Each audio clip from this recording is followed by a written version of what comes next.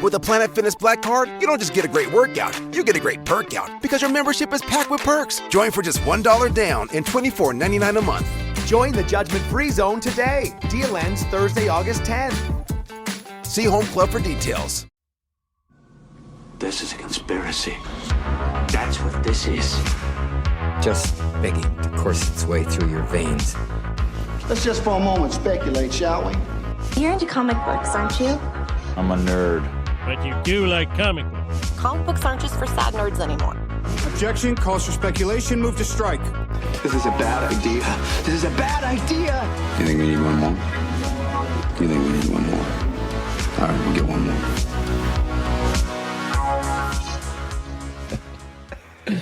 Welcome, everybody, to episode 3 of Spec Tales, a comic book podcast. Thank you for joining us. I'm Jake, your host, and the other host over on the other side is Jesus. Jesus, what do you got?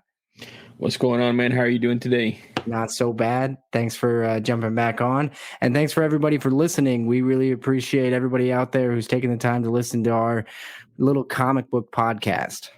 Absolutely. Thank you guys for listening. If you guys could do us a favor and hit the 5 stars for us on the Apple podcast machine, that'll help us out tremendously. We also have a very good story for you today. This one on behalf of Jake. And I guess without further ado, man, I'm really excited to hear it. I want to hear your story. I want to hear everything that happened to you with this grail that you were chasing for a little bit. So go ahead, man. Yeah, I had been specking on Marvel Special Edition 15 for quite a while. Obviously, the movie, I knew it was going to be coming out. They had done the announcement, and I did an entire post way back the beginning of 2021. This book was just completely forgotten by the comic book community. And just for everybody, so everybody knows, this is obviously the first appearance of Shang-Chi. Shang-Chi, the movie's coming out in September. That post that you made, if I remember correctly, you compared it to another big book, right?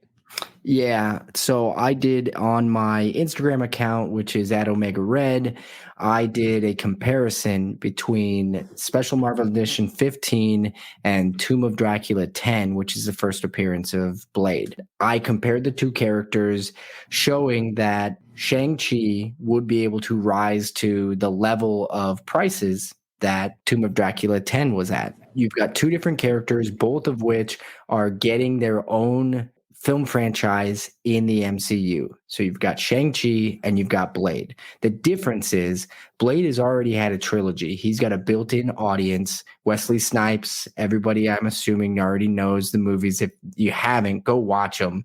The first two are fantastic. The third one, it's all right. Guillermo del Toro actually directed number 2.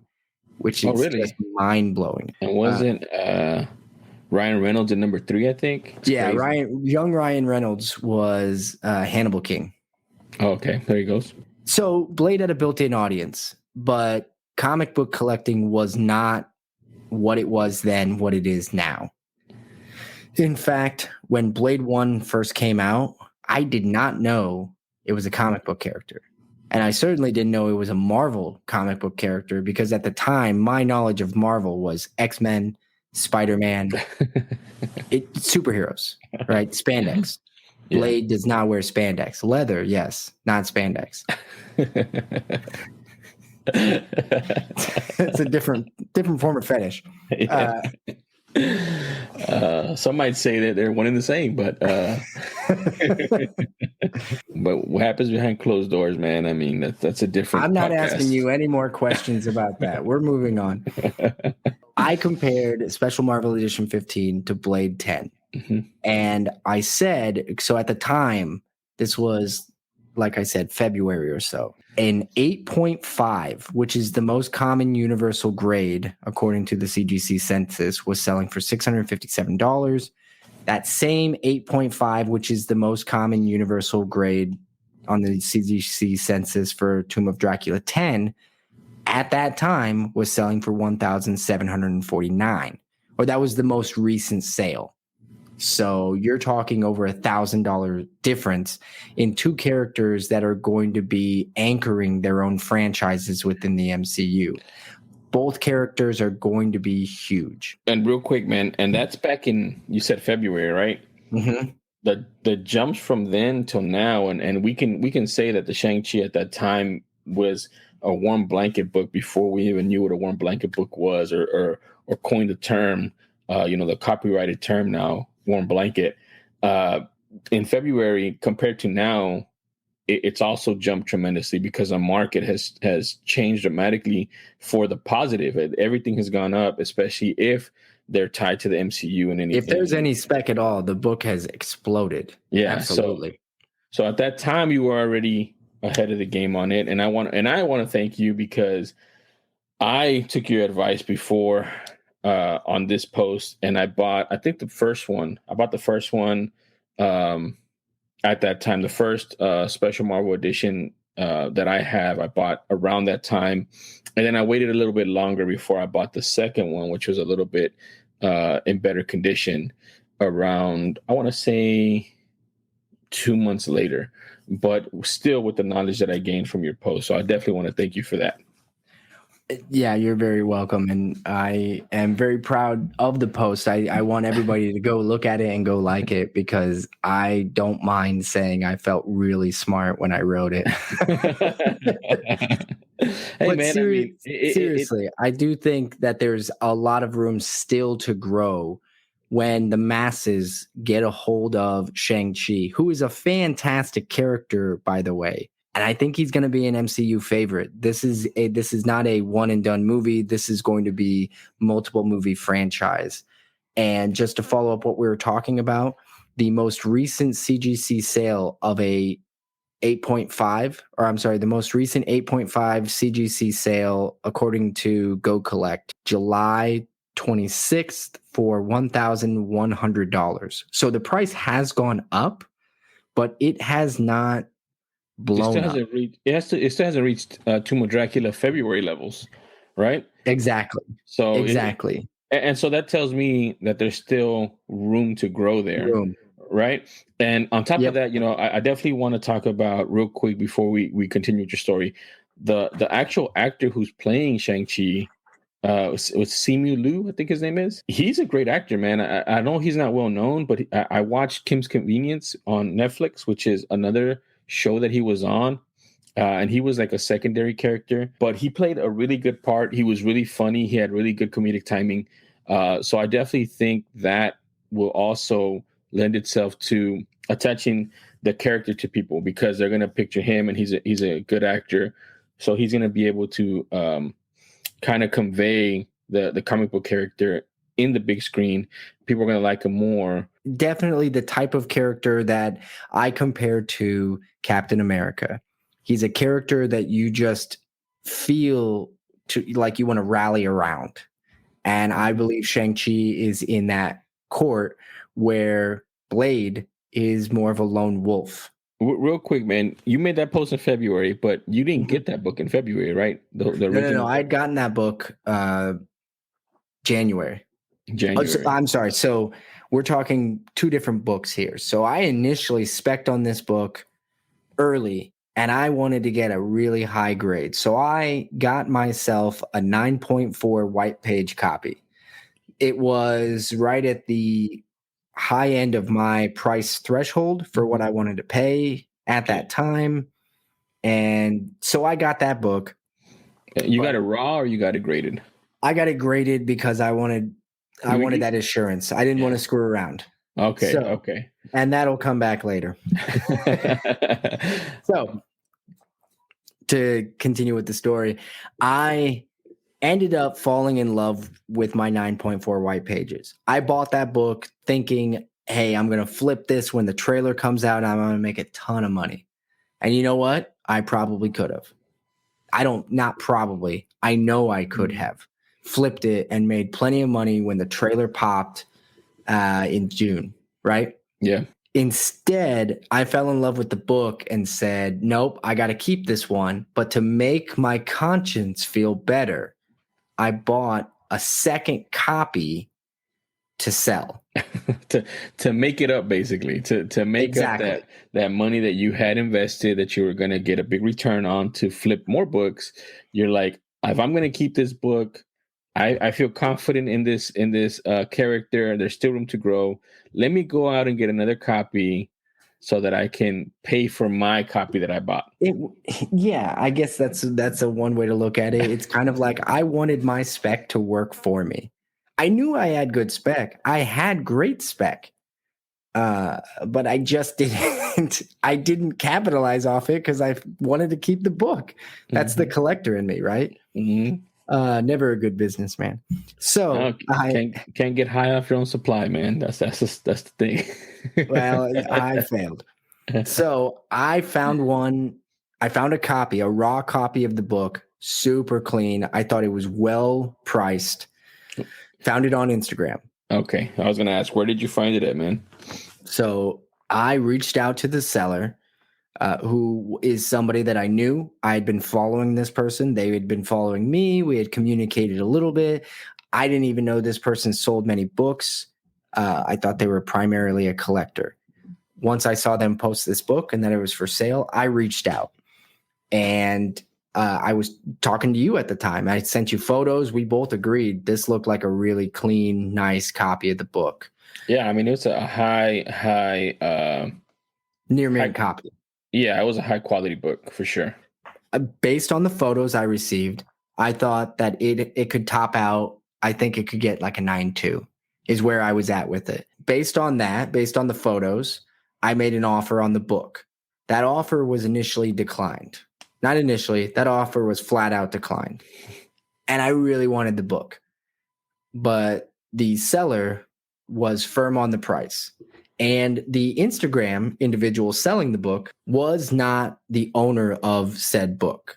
So it's like a consignment almost. More or less. It was an individual.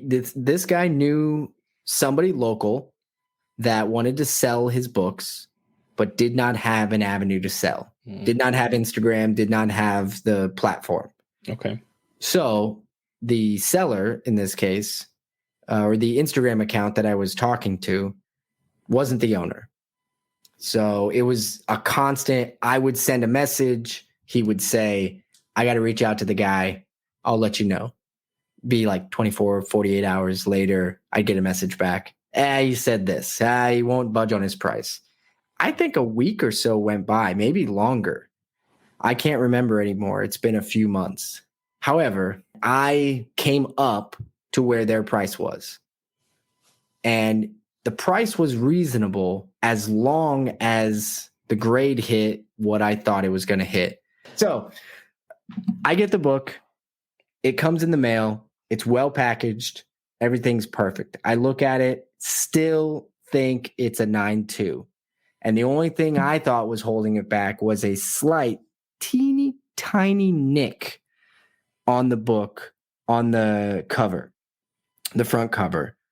And I thought that really, because it's almost a tear, but it almost looks like it's a production tear. I'm looking at it right now, and it's not a true tear because it doesn't go through the cover, but there's just something, there's a nick on it, something like a pre-tear almost. Like if you move it, it's going to tear. Yeah, maybe. It definitely is a color break, of course. But so I can't tell what it was, but that one little thing was what was keeping it from getting in my head, keeping it from anything higher. So I get the book and immediately get together my next CGC submission. And I bunker down and I'm like, man, if I send this now, maybe I'll get it back before the movie. Maybe. Which is what you want, right? You want to get it before so you can take advantage. Yes. And that was the goal. So I sent this book to CGC and waited. And I waited. And I waited more. But it did come back. I get a notification from CGC saying, hey, your books are shipping back to you. I'm excited as hell. I jump online because I'm not the guy who sits and waits for the box to come in the mail and does the blind open. Instant gratification guy over here. Nope. I need to know what it is so that I can prepare myself to open the box. And the first thing I see when I open the CGC page is 9.2. So it graded where we all thought ecstatic. It was going to grade. Yeah. 9.2, I was like, damn it, I did it. I got the book and I got it at the grade I wanted. And I immediately, my eyes, like anybody else, I'm assuming, my eyes went to all the other grades on that page, which there were only 3 other books. So I was excited about 9.2. I got excited about 2 other books that graded, right where one went way above what I thought it was going to be, which was exciting as well. Mm-hmm. And so it was great. Then I noticed only 3 of the 4 books said Universal on it, which is the blue label. Yeah. And one said Restored. And I was like, no way. And it was the SME 15. Man. Restored. Oh, man. And so I'm like, the purple label? I've never gotten a purple. I've never once in my 8 months of collecting. Your whole 8 months of collecting. No, since I started sending to CGC, I have not had to deal with Restored comic, which it's not the worst thing in the world, but I was just more shocked, like, what was restored? Like what everybody else would ask. What was restored? So I immediately jumped into the notes, and the notes read, small amount of color touch on cover. And I was, what could that be? Now it's a black cover, or predominantly black cover. Yeah. And it's a sweet cover, by the way. Sweet cover. Exactly. I will say it is a sweet cover. I love the how the green and the yellow and the black all play together, and how Shang-Chi pops in his red outfit. Anyway, I go back. I start looking at all the photos I took, because I've started taking so many close-up photos of my books, including the page colors, because I like to compare those to the grades that I get from CGC. I'm not checking them. I'm trying to learn how to grade myself. Mm-hmm. You're trying to get the consistency down on what to look for pages. Everybody does it. Exactly. So I'm trying to improve myself. Well, I go back to the photos and I'm like, where is it? And then it hits me. I find a photo I took of this book, top left corner. And once I saw it, it was the most obvious thing that I've ever seen.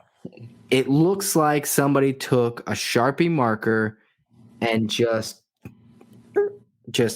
swiped it across the top left corner. It's not big. It's a very small amount. And I don't even know what they were covering up, if there were, right? For all I know, they weren't covering anything up. It was literally just a marker on the book. Yep. Yeah, man, when you messaged me, man, and you told me, dude, my blood boiled, man. I got angry. I got mad. It's the purple label of death. And we've had several conversations about the purple label. We also feel, at least I do, that there may be some potential opportunity there to buy some grails that are restored and maybe take the restoration out. A bunch of stuff to do with restoration. But in a book like this, which is it's not Silver Age. What is it? Bronze Age. It's a Bronze Age book, black cover, and we missed it, man. I mean, it sucks, man, and it sucks because it's one of those things that we all talk about. It's happened to a lot of us where we come back with a purple label. I mean, I had my presser, one of my pressers that I use, literally like 6 months ago, submitted a Daredevil #1. And he looked it up and down. He's been pressing for, I think, 15 years, and he didn't see anything, and it came back restored. And it's just gut wrenching, man. It's like it's difficult to put into words unless it's happened to you or someone that you know. And I know, man. We've had this conversation. Like, it's just, I don't know. It's kind of depressing, I guess it will say. It's not demoralizing because you're still gonna, continue to move forward with it, but it's still a great book. That's the thing. I've got it in front of me. It's a gorgeous book, even with that. The purple label, as everybody likes to call it, the purple label of death, ultimately doesn't I mean, it pairs well with the green and the black. Look, man, I feel like how I always felt for, and I think we were having this conversation about another book where you were like, even with the chunk missing, yeah, man, there's buyers for every book. There's buyers for every book, and that book, although not the price of a 9.2 Universal label, someone might want a discount on 9.2. You know, and be willing to pay for a discount on a 9.2 and still get a 9.2, you know, qualified or purple. I'm sorry, purple label, not green. Yeah, restored. Purple label, restored. You know, it just sucks that it turned out this way, man, because we all pegged it as 9.2, right around there, maybe better. Maybe you get lucky, you cross your fingers, you get a 9.4, and it came back as that, but it came back with the purple label, man.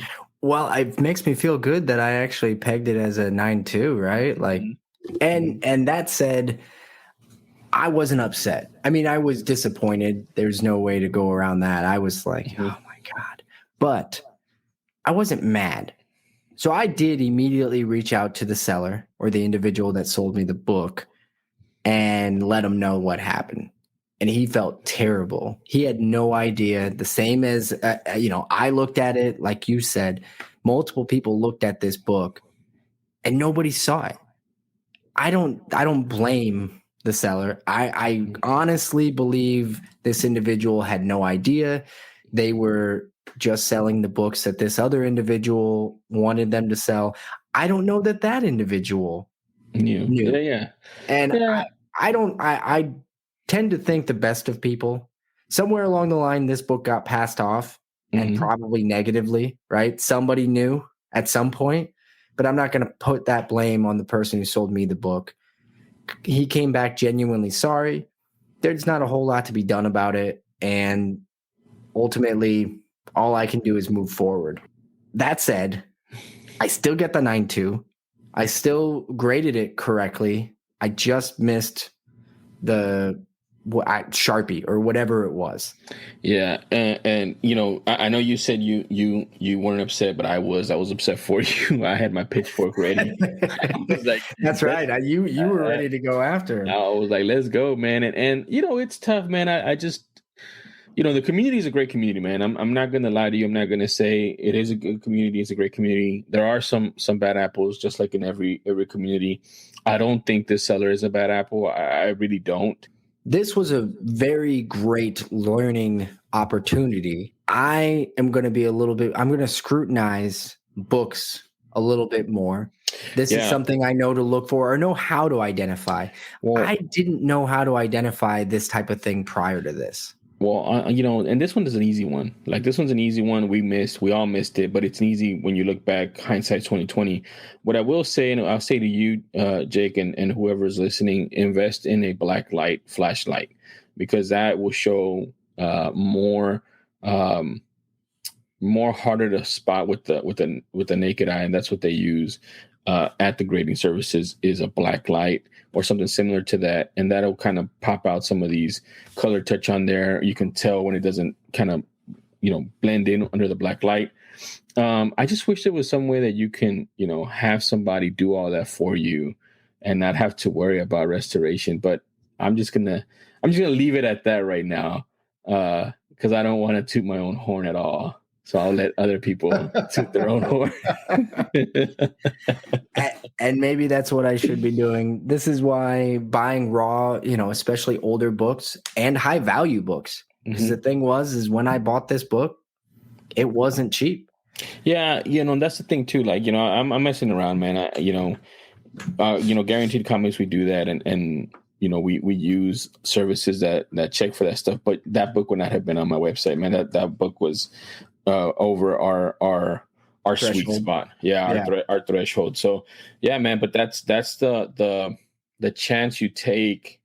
And even then, man, it's on Instagram, so you would assume you'd have a better shot at not getting that, because I feel like eBay is just a crapshoot a lot of the time, especially with older books. But it happens, man, and I think that's, like you said, it's a good learning experience. I think a lot of people can learn from it going forward, and you know, just realize that there's some stuff out there, man, especially with older books, and just keep your eyes peeled and lean on the people that have more experience than you, and just do your best that you can with online sales, man, because you don't have it in front of you. So now, with that being said, I have to ask you this question. Special Marvel Edition 15, you were buying it for a certain reason. I don't think that's going to play out for you exactly how you wanted it going forward. However, I feel you still think that there's a lot of room in that book. Is that book still a green light to buy, in your opinion? Absolutely. I think that's the best book to buy still, because you still have an undervalued Marvel franchise. I think that Shang-Chi is going to be a big character in the MCU. He is going to become an Avenger. His books are going to increase in value because of it. That said, I don't think there is as much value as there used to be. 6 months ago, you had a lot of value. That trailer came out and people figured it out because the trailer was great. The teaser was great. Then the trailer came out and that was fantastic. And now the world knows about Shang-Chi because the commercials are all over the Olympics. Mm-hmm. People are excited about the movie. I think that is only going to cause the prices to go up. And by the time they get done watching the movie, I bet you're going to see at the end of the film, in the credits, Shang-Chi will return in whatever. X amount of years or what have you. Or Disney will just outright announce a sequel. Right before it happens. That's what they usually do. So, okay, so then you're not going to get a chance to keep your 9.4, right? The 9.4 is not going anywhere. No, it is in the conspiracy collection and it is staying for good. All right. So that's I got to keep something for myself. Yeah, but I mean, you're keeping a lot, man. That's all I hear is I'm keeping. I don't see you selling a lot of books, man. I sell select few. That one is being kept. I am selling the 9.2, or I'm going to. I'm not sure when, but it will happen. And I'm sure I'll sell other books. The good news is I get to keep a lot of books too. And that's the kind of point. I'm a collector first. First. Yeah. It's trying to get the hobby to pay for itself, like a bunch of us do. So that was a great story, man. Wrapping it up on that piece and putting the bow on it.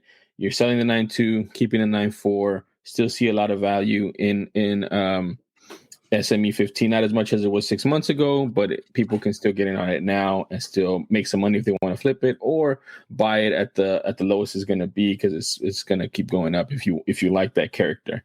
The next thing I wanted to talk about, man, that we kind of did on the last episode is what books have you bought? I know we're doing it out of order, but what books have you picked up recently? If you have, and if you haven't, that's okay. But have you picked up any books recently? I did. I just bought one maybe an hour before we started recording. Oh man, is it a spec or is it Everything I buy is a spec. Not everything. You read too. Well, that's true. Yeah, the reader books though, I think those are weekly pickups that I don't even consider those recently purchased. Those are just entered right into the stack of books that I read. So to get back to your original question, book I recently purchased was something we talked about on the last episode, Journey into Mystery, Annual number 1. This is the first appearance of Hercules. We were talking in the last episode. I still feel very strongly that this character is going to be in the MCU. If Zeus is confirmed for Thor, Love and Thunder, and the God Butcher is confirmed, the God Butcher has to kill some gods. And if he kills Zeus, somebody is going to be mad that their dad's dead. You know what's funny is that this just came out maybe an hour or so ago as well, and top 10 books. And one of those books is Journey into Mystery. I think it's 109, I think. And it's the first appearance of a lot of gods, which is like Ares and Athena and some other ones. And the reasoning why they felt it was the same way you just said. If Gore's going to be in it, they're going to kill some gods. And those are more what is it called? Expendable gods. So that's also something out there. But So you bought that. So we have some, I guess, combined tale that we're going to tell in the near future about that book. Yeah, that's correct. So I don't think we need to keep it a secret. We're both specking on, I should say, we are testing my spec theory on this. We're putting a little bit of money where my mouth is. That's correct. And you got a book. I got 2 books. 2 books. And we're going to go ahead and get these graded, and we're going to see how this spec ends up working out. It's the long game. It's a long game. Yeah. But it's very interesting. I think it's a cool story. I think both of our stories are pretty cool on this book. And it's also, there's some differences in there too. So you can see how we spec differently, even though it's the same book. So that's a teaser trailer for a Grail tale 6 months from now. Yes, exactly. that we're probably going to record sooner so we don't forget all the details. But we won't even know if the spec works out for a while. Because Hercules isn't going to immediately just get announced. Well, I don't see him getting announced anytime super soon. The casting might. You never know. You never know. If Henry Cavill is talking, maybe. We'll see. As far as what I picked up, man, I want to talk about 2 things that I picked up. I picked up Department of Truth number 9. These were on the shelf, and they are variants, I think. Both of them are cool color covers. Yeah. What's the black one? This one? Right here? Yeah, what number is on it? 9. It's number 9. They're both number 9s. That's no. What's the code? Oh, cover C. Cover C. Okay. And I got cover B and cover C on here. I have cover A too. I have all the cover A's, but I just thought they were pretty cool. And then one that I wanted to tell you about that's actually going to go into my collection, probably 99% it's going to go into my collection. I'll ask you what kind of a deal you think I got on it. So I got a 9.8, and you know I don't like to buy graded books. But no, you do not. That's not your thing. I got a 9.8 Ice Cream Man number 1. Oh. Cover A? Cover A cover. Not a second printing, not anything like that. So I'll tell you what I paid. I paid under $300 for it. Really? Really? Man, that's a great price for that book. So it was on the back wall for $325 at one of my local LCSs. And you know me, I don't like to pay what anybody puts for as a primary price because that's just a starting point for negotiations to me. Yep. So I got it for under $300. A decent amount under $300. And what's that book going for online right now? I looked at the recent comps. They're going anywhere from like $525 to $575. Some of them are even going up to like $599. You're not going to find that on eBay for less than $500. Yeah. So you think I did a good job on that one? I think that's fantastic. You could make money on that if you sold it right away. Yeah. I think that's one of the reasons why I bought it too. Like if I have to sell it or if I want to sell it, I'll make money, like a quick flip on it. And I thought at $325, I was like, man, that's a deal right there already. Yeah, if I would have seen that, I would have bought it. I probably wouldn't have even negotiated. I would have just been like, I want that book on the wall. You know, I'm sorry, man, but I've gotten in a lot of trouble by negotiating, and I've lost out on a lot of books. But then I also get books like this where I get an even better deal. So it evens. Great price, great book, good grab. Honestly, I think that's fantastic. But if I were you, I would not drop that book. I wouldn't sell it. I have that book. I have that in my PC. I've had it in my PC for 6 months or something like that. And it immediately went into the permanent collection. So why wouldn't I flip it right now for double my money? How much more legs does it have? Where can it get to? It's supposed to be getting a series, but in truth, yeah, so it's been optioned. They are apparently working on a series or writing a series. In truth, I don't know how much legs the series could have. It's a horror series, and it's going to be very niche. But it's weird horror, man. It's like not traditional. Super strange. No, not traditional at all. I don't know what they'll make of it. It's going to be interesting because I don't know that it lends itself super well to a TV series. But then again, it's such a compelling comic to read that I like reading it every month that I don't know, it's going to capture some attention. But in my opinion, this isn't a Walking Dead. This isn't a Something is Killing the Children. It doesn't strike me as a superior episodic TV show that the masses get addicted to. To me, it is a niche series that is going to capture the attention of a small group of people, but they are going to become super passionate about it. The Ari Aster kind of fan base.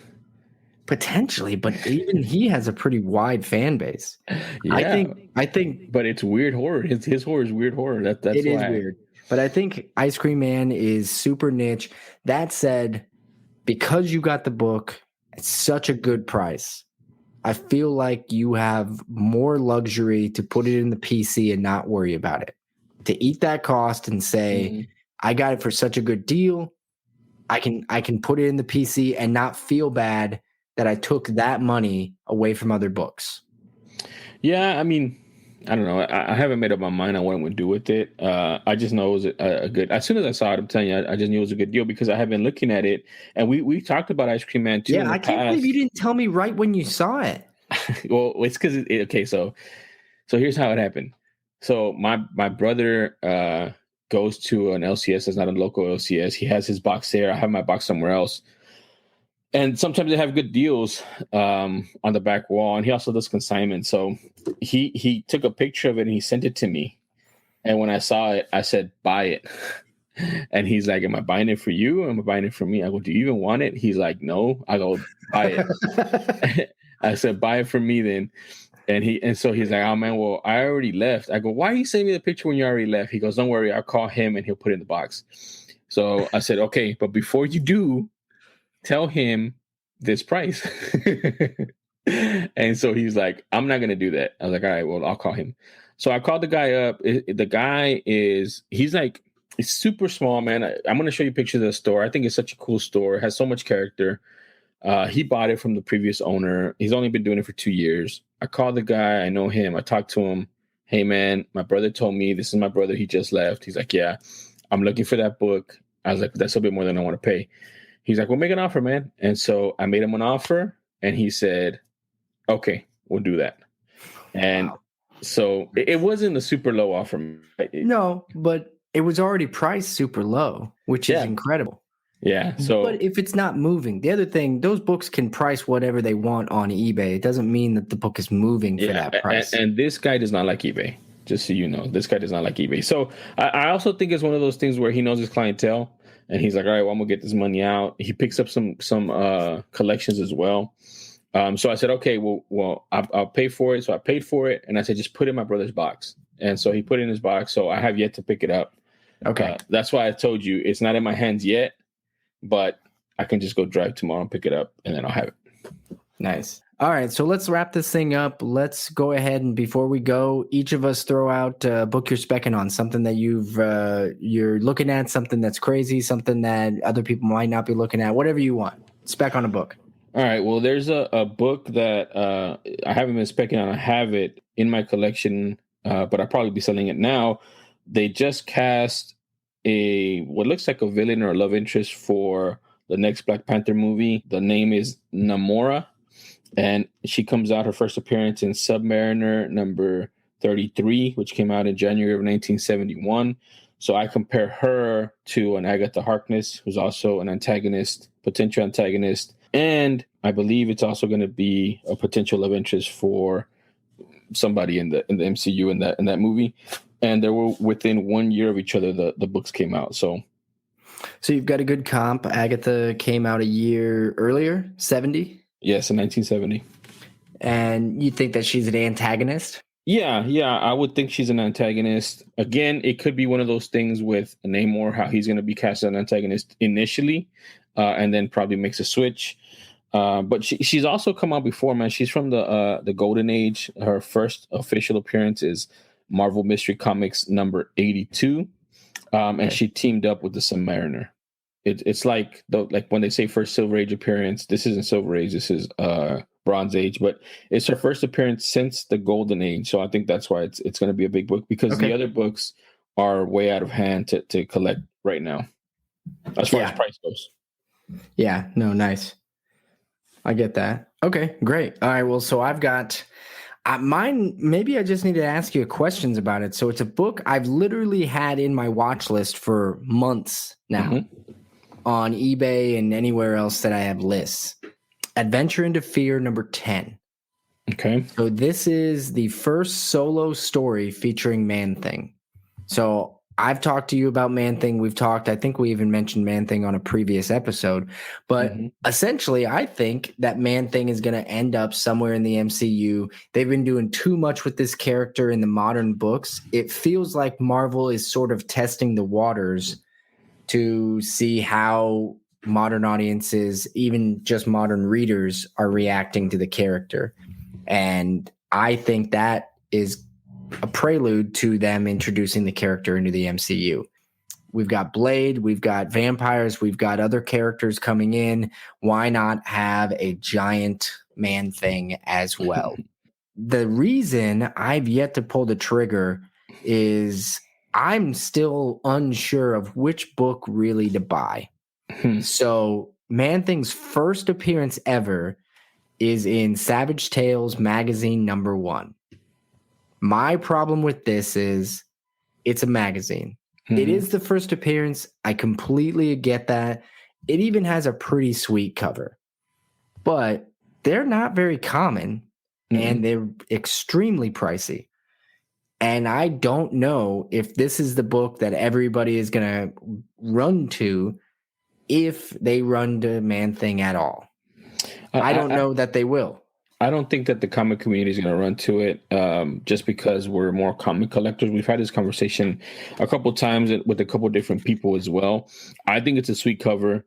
I don't know if I would buy it, just because it's a magazine.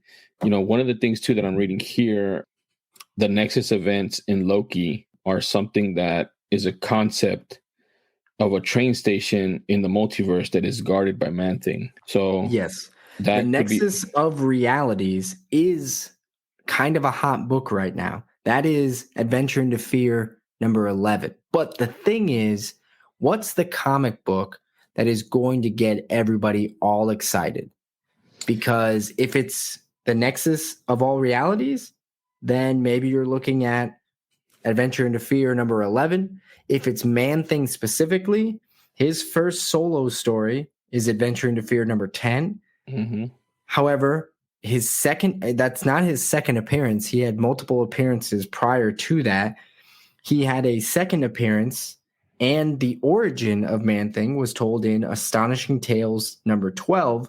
If it's me, I'm going to go for Astonishing Tales 12. And here's why. It says second appearance, but why is Man-Thing different than other comic book characters where they'll say first appearance in comics?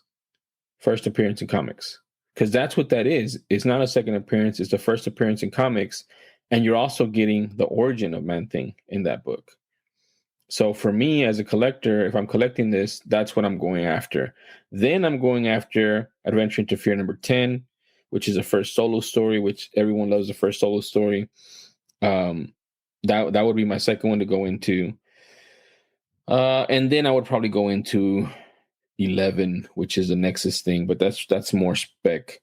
But if I'm collecting Man-Thing, those are the ones I'm going to. Real quick on the spec on Man-Thing, I also think he's kind of a bridge and a gateway to talking about climate change, you know, to an extent, and having that aspect of it into the MCU. So I don't know. I think he's a good spec to spec on. I also believe in that thing that we talked about where Marvel does put out some feelers to see how the general public at large takes this character. And so they've been pushing hard lately. So I think there might be some truth to that, but that's a good one to spec on as well. Nice. Okay. Well, go take a look at those books. If you guys want to make decisions on your own, I think they're both good specs. And for those who made it to the end, thank you very much for listening. We really do appreciate it. As Jesus said at the beginning, if you're enjoying what you're listening to, do us a favor. Go shoot us a review, 5-star review, or even write a review on what you think of it. If you hate it, I would prefer that you not leave a review. If you want to contact us, tell us your grail tale, happy or sad, you can hit us up on Instagram at spec_tales_podcast or via email at spectalespodcast@gmail.com. Tune in next week for episode 4, where we'll have another special guest to share a tale of their own. Until then, thanks again, everybody, for listening, and we'll catch you next week.